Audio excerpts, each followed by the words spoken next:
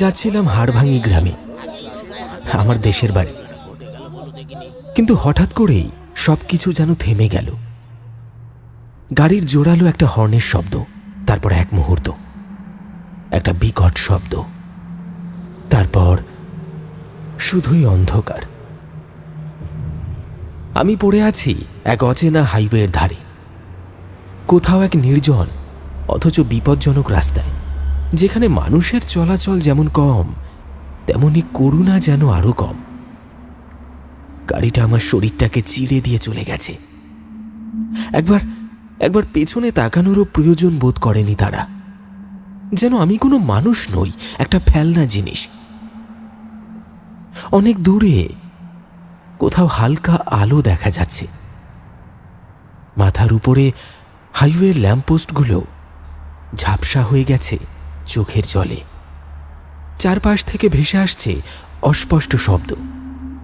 লোকজন ছুটে আসছে, কেউ যেন ফোনে কথা বলছে, কেউ দৌড়ে আসছে, আবার কারোর চিৎকার শোনা যাচ্ছে।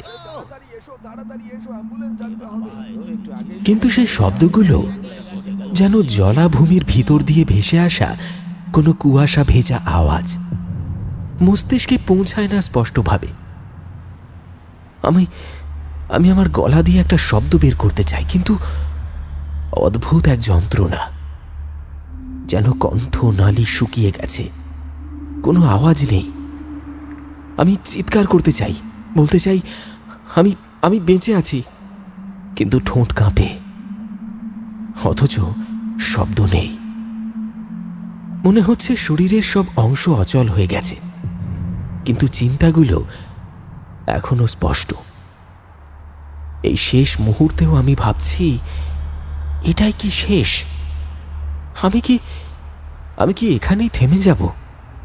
অথচ আশ্চর্যজনকভাবে মনে হচ্ছে এই দেহের অন্তরালেই কোথাও একটা আলো আছে, একটা ছোট্ট আশার শিখা, যেটা নিভে যায়নি এখনো।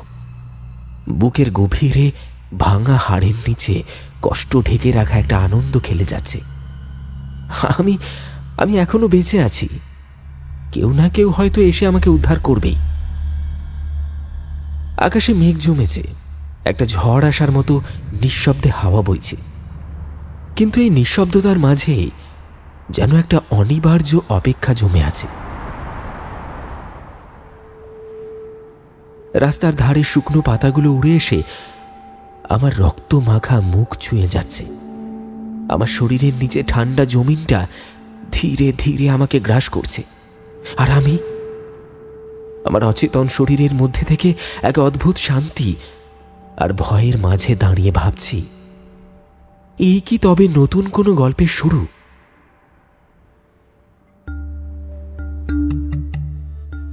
আজকে সকালটা শুরু হয়েছিল অদ্ভুত এক হালকা শীতের কোমল আলোয়। শেষ দিনের মতো অনুভূতি নিয়ে আমি আমার প্রিয় রুমটা গুছিয়ে নিচ্ছিলাম। শান্তিনিকেতনের বিশ্বভারতী বিশ্ববিদ্যালয়ের ওই পুরনো হোস্টেলের ঘরটা, যেখানে জীবনের সবচেয়ে নির্ভেজাল সময়গুলো আমার কেটেছে। দর্শন বিভাগে পড়াশোনা করতাম। বিষয়টা আমি বেছে নিয়েছিলাম হৃদয়ের টানে, কারণ মানুষের চিন্তা, অস্তিত্ব আর বাস্তবতা নিয়ে ভাবতে ভাবতেই আমি বড় হয়েছি। সদ্য পাশ করেছি MA, দর্শনে প্রথম শ্রেণীতে। হাতে এখন সার্টিফিকেট আছে, মস্তিষ্কে স্বপ্ন আর বুকে এক অদম্য তৃষ্ণা। আজ সকালবেলা সুজয় ঘরে এলো। আমার জুনিয়র, তবে মনের দিক থেকে অনেক বেশি কাছে। ও বলল, সুজয়দা, তুমি তো আজ বাড়ি চলে যাচ্ছ, আবার কবে দেখা হবে কে জানে। এতদিন তোমার থেকে কত প্রশ্নের উত্তর পেয়েছি, এখন পড়াশোনায় সমস্যায় পড়লে কার কাছে যাব বলো তো? ওর চোখে একটা চাপা শূন্যতা ছিল আর গলায় এক মায়া।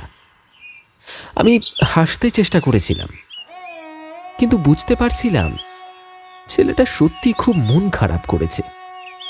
ওর প্রশ্নগুলো ছিল খুব সহজ অথচ গভীর। শঙ্করাচার্যের মায়াবাদ আর বিষ্ণু পুরাণের আত্মার ব্যাখ্যার মধ্যে পার্থক্যটা কিভাবে ব্যাখ্যা করব আমি? বা প্লুটোর অন্তর্জগতের ধারণা আজকের সমাজে প্রয়োগযোগ্য কিনা, এসব নিয়ে কার সঙ্গে আলোচনা করব? আমি বললাম,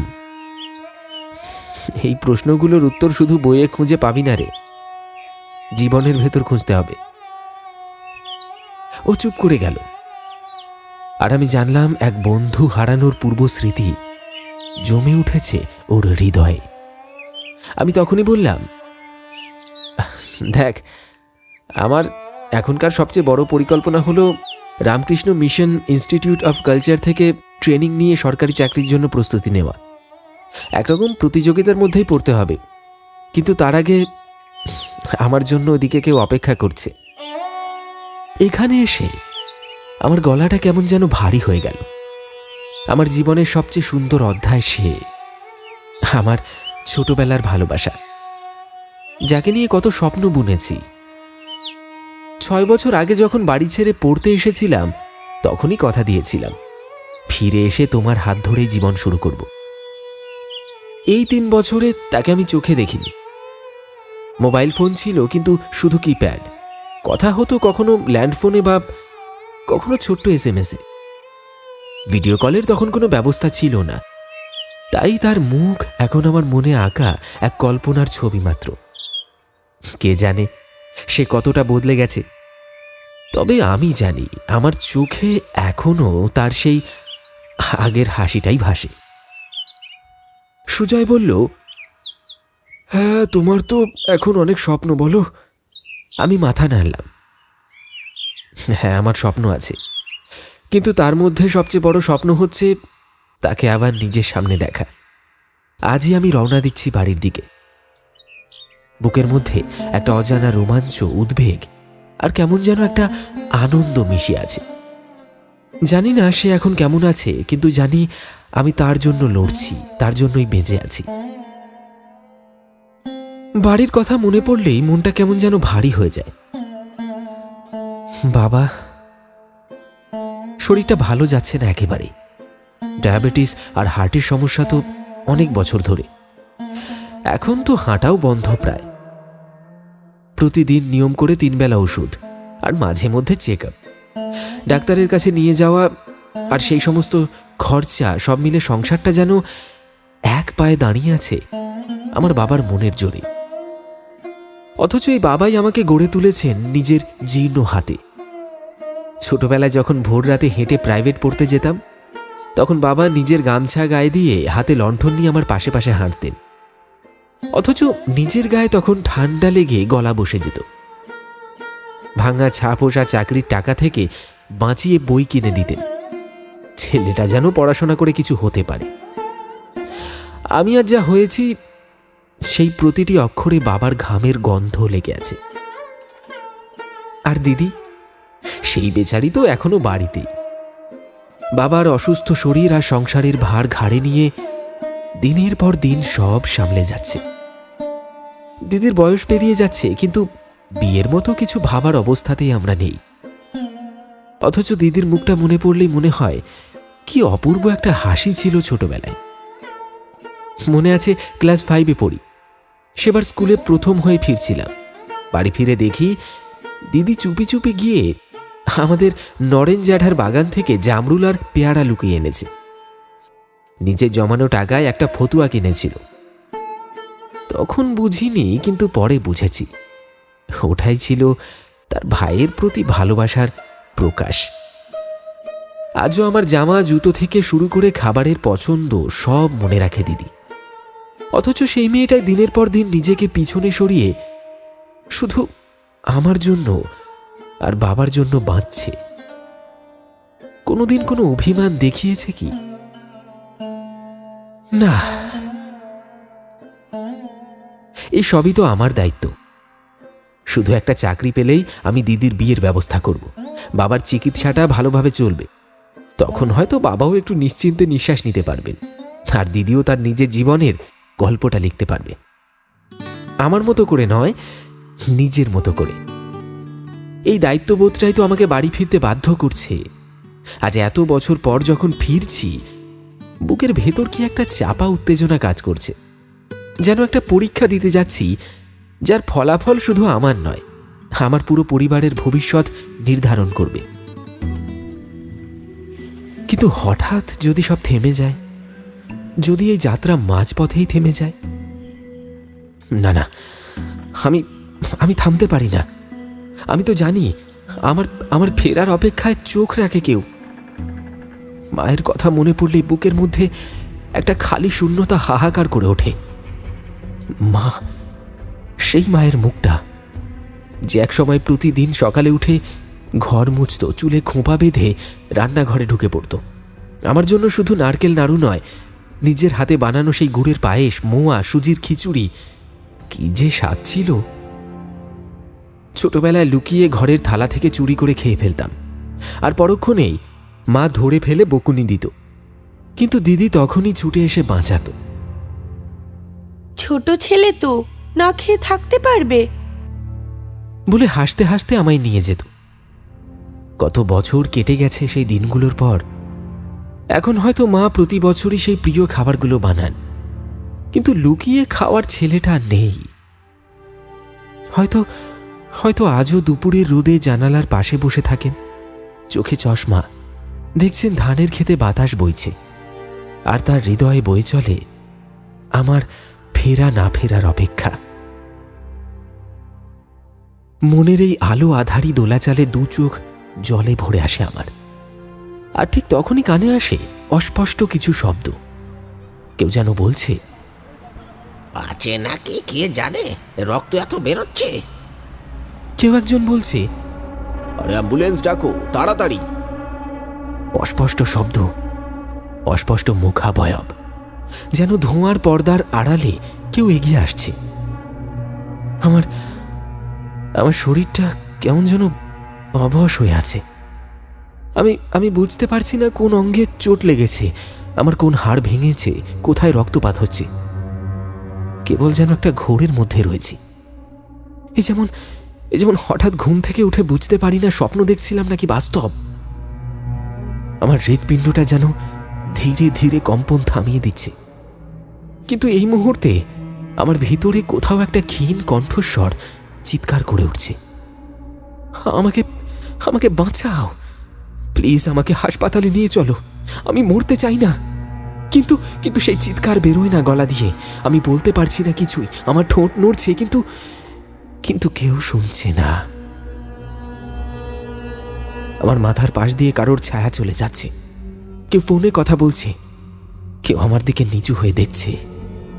আমি আমি চিৎকার করছি নিজের ভেতরে, মা মা, আমি ফিরে আসতে চাই, আমি ফিরে আসতে চাই, তোমার হাতে আরেকবার পায়েস খেতে চাই আমি। কিন্তু কিন্তু না, আমার মনে হচ্ছে ভালোই হয়েছে দুর্ঘটনাটা একটা ব্যস্ত হাইওয়েতে হয়েছে। যদি নির্জন কোনো রাস্তায় হতো তবে কি এভাবে কেউ আসতো? কি আশ্চর্য জীবন! একটু আগে আমি ভবিষ্যতের পরিকল্পনা করছিলাম, আর এখন এখন এক চিলতে আলো আঁধারির জগতে দুলছি, মৃত্যু আর জীবনের মাঝখানে কোথাও। তবু আমি বাঁচতে চাই, কারণ বাঁচার জন্যই তো এত পথ পেরিয়ে এসেছি।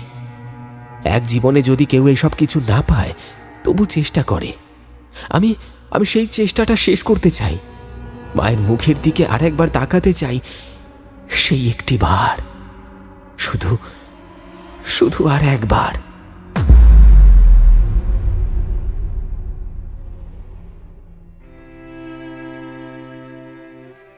আজকে সকালের কথাটা যেন সিঁথির এক টুকরো লাল টিপের মতো স্মৃতির কপালে আটকে আছে। কতদিন পর বাড়ি ফিরব ভেবে গত রাতেই সব গুছিয়ে ফেলেছিলাম, জিনিসপত্র, উপহার, মনের মধ্যে গোপন জমিয়ে রাখা হাসির ফোয়ারা। দীর্ঘদিন পরে ঘরে ফেরা মানে তো শুধু একটা ট্রেনের টিকিট নয়, একসময় ফেলে আসা স্মৃতি, ছুঁয়ে ফেলা শৈশব, মায়ের গন্ধ মাখা আঁচল, আর বাবার হাতে সেই পুরনো ঘড়ির টিকটিকি, দিদির রাগ ভরা ভালোবাসার এক ঝলক প্রতিচ্ছবি। এইসব ছুঁয়ে ফেলার তীব্র আকাঙ্ক্ষা নিয়ে আমি ছুটে চলেছিলাম আজ সকালে।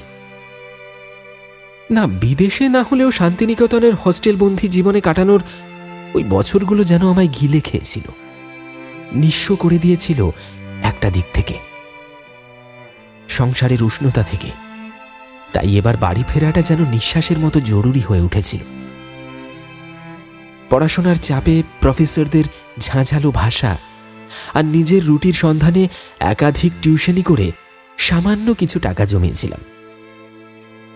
সেই টাকায় বাবার জন্য একটা পাতলা লাইট ব্লু পাঞ্জাবি, দিদির জন্য মুর্শিদাবাদের জামদানি শাড়ি আর মায়ের জন্য একজোড়া রূপোর পায়েল এনেছি, যেটা মা কতদিন ধরেই চাইছিলেন।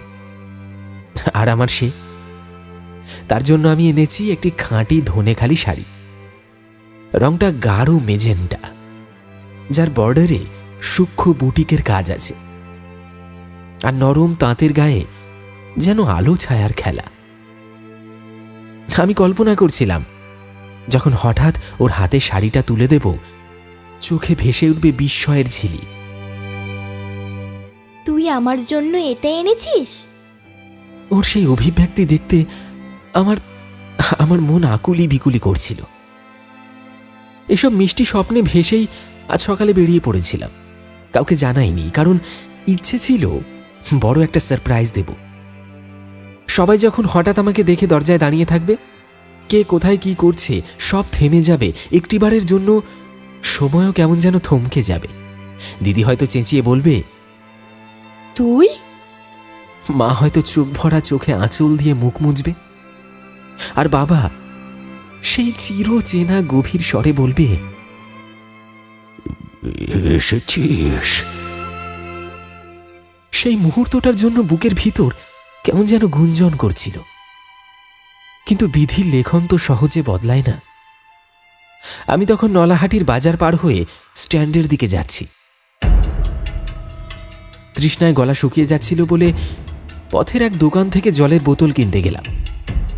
আর ঠিক তখনই কোথা থেকে একটা বেপরোয়া প্রাইভেট কার দ্রুত গতিতে এসে আমার দেহটাকে পিষে দিয়ে পালিয়ে গেল।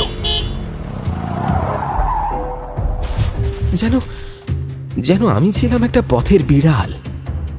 মদ্যপ চালকের বেখেয়ালি গতি আর একটা অনর্থক মুহূর্ত আমার সব শেষ করে দিল। আমি পড়ে রইলাম রাস্তার ধারে।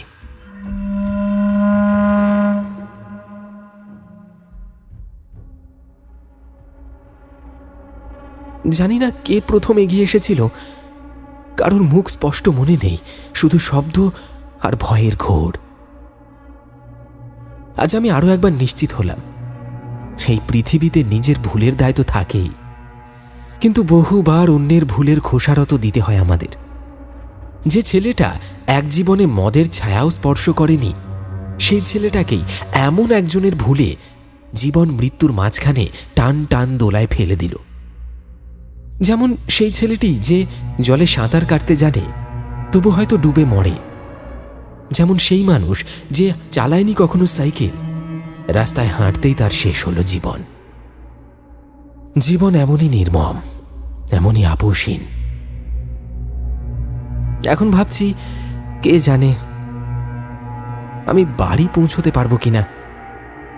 হয়তো সেদিনের মতো আজও সেই চমকে ওঠা হাসি মুখ, সেই আনন্দিত চোখ জোড়া দেখা হবে না আমার। হয়তো সেই ধনেখালি শাড়িটা আর তার হাতে যাবে না। চোখের কোণ দিয়ে ঝাপসা হয়ে আসা আলো, মানুষের পায়ের শব্দ আর অস্পষ্ট কোলাহলের মাঝে আমি যেন একটা তলিয়ে যাওয়া ডুবে যাওয়া মানুষ। উপরে মাথার উপর নীল আকাশ আছে, চারপাশে অক্সিজেনে ভরা পৃথিবী, অথচ আমি শ্বাস নিতে পারছি না। আমার বুকের মাঝে যেন পাথরের মতো ভার জমেছে। গলার ভেতরটায় যেন ধ্বংসস্তূপে চাপা পড়া বাতাসের আকুতি। কতগুলো মানুষ প্রথমে ঘিরে ধরেছিল, কেউ কেউ এগিয়ে এসে বলেছিল বাঁচাও, কিন্তু এখন একটা একটা করে তারা যেন ছায়ার মতো সরে যাচ্ছে। হয়তোবা চলে যাচ্ছে ট্রেন ধরতে, অফিসে ঢুকতে, নিজেদের দিন সামলাতে। কে কার খবর রাখে? সবাই ভাবে আমি না থাকলেও চলবে, অন্য কেউ তো আছে। সমাজের এই অদৃশ্য বিশ্বাস, এই কেউ একজন করবেই। এমন অনেকবার আমিও সরে গেছি। হ্যাঁ, এমন পথ দুর্ঘটনা নয়, কিন্তু এমন পরিস্থিতি যেখানে কিছু করার ছিল তবু করিনি। তবে আজ বুঝতে পারছি চোখের সামনে মৃত্যু দাঁড়িয়ে থাকলে এক একটা মানুষ কেমন করে নিজেকে আঁকড়ে ধরে দাঁড়ায়, কিন্তু অন্যকে স্পর্শ করে না।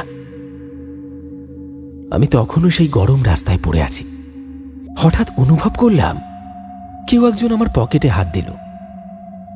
ছোট্ট কিপ্যাড ফোনটা, যেটা দিয়ে বাড়িতে বাড়ির ফোন নম্বরটা বের করে ফোন করবে বোধহয়।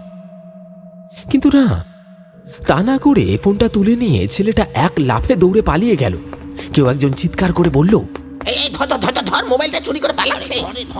কিছু লোক দৌড় দেওয়ার চেষ্টা করলো, কেউ দাঁড়িয়ে দেখলো, কেউ আবার বলল, আরে ধরতে যাব কেন, এইসব তো হয়েই থাকে। মুহূর্তের মধ্যেই থেমে গেল সেই হইচই।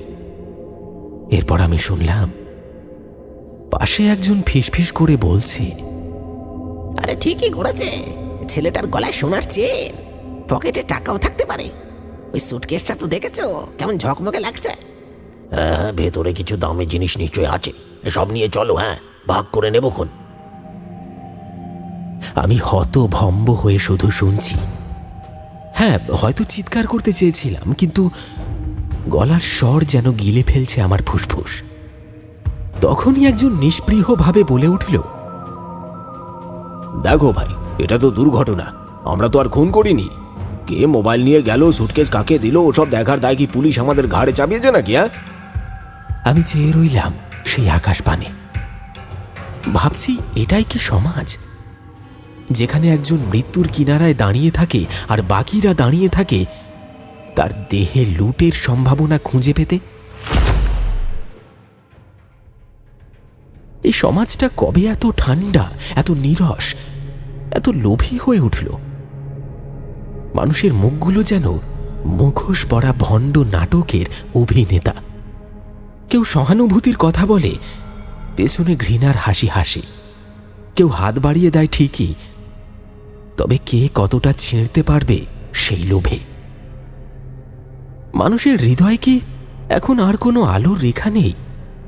সমাজের তলা থেকে কিভাবে এত দহন, হিংসা, স্বার্থ, প্রতারণা, বেঁচে থাকা, টিকে থাকা নিষ্ঠুর নীতিতে গড়ে ওঠা নির্মম বাস্তবতা উঠে আসে। হ্যাঁ, আমি আজ মরতে বসেছি। আমার চেয়েও মূল্যবান হয়ে উঠেছে আমার পকেট, আমার চেইন, আমার সুটকেস। কেউ চায় না আমি বাঁচি, সবাই চায় আমার জিনিসপত্র। হায় রে সমাজ!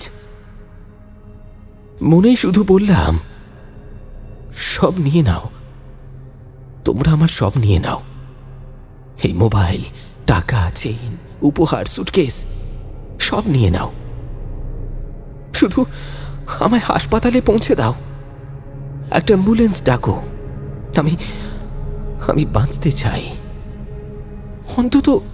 অন্তত একবার ঘরের মুখটা দেখতে চাই। আমার হাত পা অবশ হয়ে গেছে, জিভ শুকিয়ে কাঠ, কিন্তু মস্তিষ্ক এখনো কাজ করছে। তাই আমি সব দেখছি। হ্যাঁ, দেখছি যে কয়েকজন মানুষ এখনো আমার আশেপাশে দাঁড়িয়েছিল। তারা কেমন যেন ধীরে ধীরে কাছে এগিয়ে আসছে। প্রথমে একটা বয়স্ক মানুষ, তারপর এক কিশোর, আর তারপর আরও 2-3 জন। ভেবে নিলাম হয়তো সাহায্য করবে। একজন আমায় তুলবে, একজন অ্যাম্বুলেন্স ডাকবে, কেউ হয়তো জলের খোঁজে যাবে। না, তা নয়। একজনে আমার গলায় থাকা সোনার চেনটা খুলে নিল, আরেকজন পকেটে হাত ঢুকিয়ে মানি ব্যাগটা বার করল, যেখানে একটা পুরনো ছবি ছিল মায়ের সঙ্গে, আর বোধহয় একটা রসিদ, শরতের বইমেলায় কেনা একটা বইয়ের রসিদ। কেউ কেউ হাতের আঙুল ঘুরিয়ে আমার রূপোর আংটিটা টেনে নিচ্ছে, কেউ বা পায়ের জুতো খুলে নিচ্ছে। আমার পুরনো ময়লা পায়ের জুতো। তাদের এতটুকু বিবেচনা নেই। এই জুতোয় আমার অভাবের বছরগুলো হাঁটা ছিল। কাঁটায় ভরা গ্রাম্য পথ পেরিয়ে এত দূরে পৌঁছনোর স্মৃতি ছিল। একটা মুহূর্তে একজন হেসে উঠল, আরে এটা তো চামড়ার বেল্ট, ভালো দামে বিকোবে। আরেকজন বলল, এই মানি ব্যাগটা কিন্তু আমি নেব। তবে টাকাগুলো ভাগ করে নি। একে একে মানুষগুলো বদলে গেল। তাদের মুখে আর করুণা নেই, চোখে নেই কোনো ভয়, কণ্ঠে নেই কোনো দ্বিধা। দিনের আলোয় দাঁড়িয়ে জনবহুল শহরের ঠিক পাশেই এই মানুষগুলো যেন পিশাচ হয়ে উঠেছে। দাঁতের ভিতরে লোভ, চোখের কোণ থেকে গলে পড়ছে হিংসা। সভ্যতার মুখোশ খুলে গেছে। আমি আমি চিৎকার করতে পারি না, কিন্তু আমার মনে হচ্ছে শরীরের ভেতর কেউ একজন গর্জন করছে, থরথর করে কাঁপছে। তখনই হঠাৎ মনে পড়ল, এই মুহূর্তটা, এই দৃশ্যটা আমি যেন আগে দেখেছি। হ্যাঁ, দিন 10 আগের কথা। শান্তিনিকেতনের বাইপাস রোড ধরে ফিরছিলাম। তখন রোদ ছিল ঝাঁঝালো, আর আমার মনের ভেতর চলছিল মৃদু একটা সুর। ভবিষ্যতের একটা গল্পের কল্পনা। হঠাৎ দেখলাম একটা ভিড় জমে আছে হাইওয়ের পাশে। কি হয়েছে কৌতূহলী হয়ে থামলাম। আমি একা না, তখন শত শত মানুষ দাঁড়িয়ে আছে। সবার মধ্যেই একটা চাপা গুঞ্জন। আমি গিয়েই দেখলাম একটা ময়ূর। হ্যাঁ, শান্তিনিকেতনের সেই মনোমুগ্ধ উদ্যান থেকে বোধহয় ভুল করে রাস্তায় চলে এসেছিল। একটা গাড়ি থামেনি, থামতে চায়নি। চাকা গিয়ে চিড়ে দিয়েছে তার কোমল শরীরটা। রঙিন পালকে ঢাকা ছিল সেই দেহ, যেন রামধনু মেখে আছে ত্বকে। কিন্তু কেউ বাঁচাতে আসেনি, কেউ স্তব্ধ হয়ে দাঁড়িয়ে থাকেনি। সবাই ঝাঁপিয়ে পড়েছিল সেই মৃত শরীরটার ওপর। কেউ পালক ছিঁড়ে নিচ্ছিল, কেউ ঠোঁটের দিকে খাঁচিটা খুলে নিচ্ছিল। বলা হচ্ছিল ফ্রেমে বসালে নাকি দারুণ লাগবে। আর আমিও এগিয়ে গিয়েছিলাম। বলেছিলাম, একটা পালক না হয় আমিও নিই। সেদিনের মতোই দেহের প্রতিটি বস্তু যেন লুটে নিচ্ছে মানুষগুলো, যেমন আমরা লুটেছিলাম সেই ময়ূরের গর্ব, সৌন্দর্য আর প্রাণ। হ্যাঁ, আজ বুঝতে পারছি আমরা কেউ আলাদা নই। এই রক্তপিপাসু সমাজ, এই অপরাধের বিষাক্ত ধারা আমরাই তৈরি করেছি। আমি নিজেও একদিন পাপের অংশীদার ছিলাম, তাই আজ হয়তো এই শাস্তি। আমি কিচ্ছু বলতে পারি না, আমার চোখে জল নেই, মুখে কথা নেই, কিন্তু ভিতরটা চিৎকার করে উঠছে। কেউ আমাকে বাঁচাতে আসবে না, আমি জানি। ওই ময়ূরের চোখটা আজ আমার চোখে ভেসে উঠছে। আমার চোখের পাতার কোণে ধীরে ধীরে অন্ধকার জমে উঠছে, যেন কেউ এক ফোঁটা করে কালো কালি ঢেলে দিচ্ছে আমার দৃষ্টির পর্দায়। আমার নিঃশ্বাস ভারী হয়ে উঠছে, বুকের খাঁচায় যেন কেউ শেকল বেঁধে রেখেছে। আর তখনই, ঠিক তখনই অতীতের এক একটা মুখ, এক একটা মুহূর্ত ঝলসে উঠছে মনে। মনে পড়ে যাচ্ছে মায়ের মুখটা, যেখানে প্রতিদিন সকালে ভাতের গন্ধে মিশে থাকত আশীর্বাদ। মনে পড়ছে বাবার সেই ক্লান্ত চোখের ভাষা, যা ছিল নিরুচ্চার ভালোবাসার এক বিশুদ্ধ প্রতীক। মনে পড়ছে দিদির হাঁসফাঁস করা ভয় মেশানো হাসি, যা ছিল আমার ছোটবেলার রঙিন দিনগুলোর একমাত্র নিসর্গ। ওরা সবাই আছে, আমি আর নেই। ভাবছিলাম জেগে বাড়ি ফিরব, কিন্তু কে জানত ফিরব ঠিকই, অথচ ঘুমন্ত দেহে, নিষ্পন্দ হৃদয়ে, একটা মৃত মানুষ হয়ে। হায় রে কপাল, এই সেই ঘুম, যে ঘুম থেকে আর কোনোদিন জাগা যায় না। মানুষগুলো আমার সবকিছু কেড়ে নিয়ে চলে গেল। সোনার চেন, মানি ব্যাগ, আংটি, জুতো, বেল্ট, সবকিছু। কিন্তু তারা একটা জিনিস রেখে গেল, একটা তীব্র শূন্যতা, একটা আত্মোপলব্ধির তীব্র যন্ত্রণা, যা কাঁটার মতো বিঁধে যাচ্ছে। আমার চোখে নেমে এসেছে প্রায় ঘন অন্ধকার, কিন্তু সেই কালো অন্ধকারের মধ্যেই হঠাৎ এক ঝলক তীব্র আলো যেন বিদ্যুতের মতো ছুটে এলো পাশ থেকে। খুব কষ্ট করে ঘাড় ঘুরিয়ে তাকালাম। সেই আলোর ভেতর দিয়ে এগিয়ে আসছে একটি ময়ূর। এক অপার্থিব সৌন্দর্য, এক অলৌকিক উপস্থিতি। পেখম মেলে ধীরে ধীরে আমার দিকে এগিয়ে আসছে সেই ময়ূর, যেন আমার সকল পাপের সাক্ষ্য নিয়ে। আমি বুঝলাম হে সেই ময়ূর, যাকে সেদিন আমরা সবাই মিলে ছিঁড়ে নিয়েছিলাম। তার শরীর থেকে পালক কেড়ে নিয়ে সাজিয়েছিলাম নিজেদের ঘর, কৌতূহল, অহংকার, নৃশংসতা। আজ সেই একই দৃশ্য অন্যভাবে। আজ আমার শরীর থেকে খুলে নেওয়া হচ্ছে শেষ চিহ্নগুলো, যা ছিল আমার অস্তিত্বের শেষ দাগ। সেদিন যেমন ময়ূরের গর্ব কেড়ে নিয়েছিলাম, আজ আমার সম্মান, আমার দেহ, আমার আত্মাও কেড়ে নিচ্ছে সমাজ। সে এগিয়ে এলো, পেখম মেলে এক নিঃশব্দ বার্তা নিয়ে এলো। তবে তার চোখে কোনো রাগ নেই, কোনো প্রতিহিংসা নেই, কেবল নীরব দুঃখ। সেই দৃষ্টিতে আমি ডুবে যেতে যেতে বুঝতে পারলাম এ এক সামাজিক রূপক। এই আমি, এই তুমি, এই আমরা সবাই একদিন সেই ময়ূর, সবাই একদিন সেই মৃতদেহ যাকে ছেড়ে নিচ্ছে আরেক দল মানুষ, যাদের আমরা নিজেরাই মানুষ করেছি। এবার তোমার পালা শেষ, এবার তোমাকেও ছেড়ে দিতে হবে।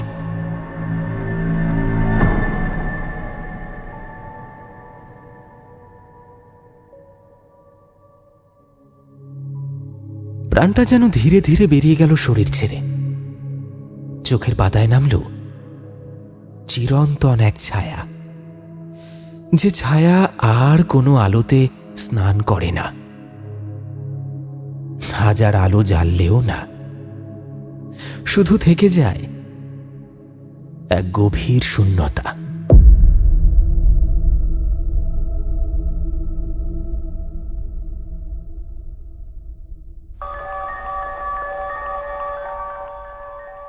শুনলেন হাড়ভাঙি গ্রামের রাস্তায়। আমাদের আজকের নিবেদনের এই গল্পটি আপনার কেমন লাগলো? গল্পটিকে নিয়ে আপনার অনুভূতি, আপনার অনুভব অবশ্যই কমেন্টে শেয়ার করতে ভুলবেন না। আর যদি এখনো পর্যন্ত চ্যানেলটি সাবস্ক্রাইব না করে থাকেন, তাহলে ঝটপট চ্যানেলটি সাবস্ক্রাইব করে আমাদের পাশে